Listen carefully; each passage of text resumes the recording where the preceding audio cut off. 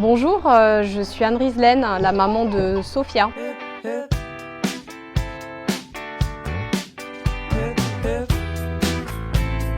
Sophia est inscrite en microcrèche depuis avril 2022. Elle est rentrée à 4 mois. Et avant cela, son frère aussi était dans la même microcrèche.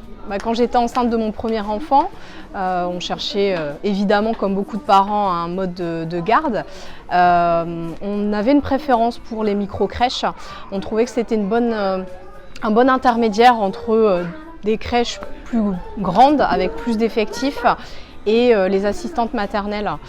Nous, ce qu'on cherchait, c'était un endroit où ils pouvaient se socialiser, mais en petite collectivité. Et étant très satisfaits des années passées dans cette micro-crèche par notre fils, nous avons cherché à inscrire Sophia dans la même micro-crèche. Quand on dépose Sophia le matin, ça se passe très bien. Elle est généralement ravie d'être à la micro-crèche. Sincèrement, même après les périodes de coupure comme les vacances, pour l'instant, elle n'a jamais pleuré au retour. Et on sent qu'elle est bien, ce qui fait qu'on est assez serein. Ce qu'on aime particulièrement dans la micro-crèche, c'est ce côté petite collectivité. Ils se socialisent.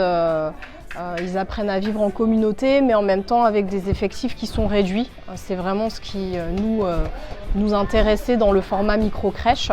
On apprécie aussi beaucoup toutes les activités qui sont proposées. C'est vrai qu'il y a une grande variété d'initiatives, d'actions qui sont menées.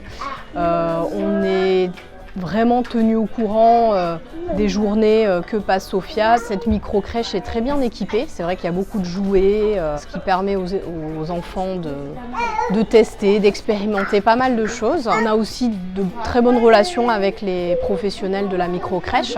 C'est vrai que pour certaines, on les connaît depuis plusieurs années. Elles étaient déjà là à l'époque de notre fils. Voilà, donc des rapports très agréable. Je recommanderais la micro-crèche comme mode de garde. Je trouve que c'est une excellente solution pour préparer les enfants à l'entrée à l'école.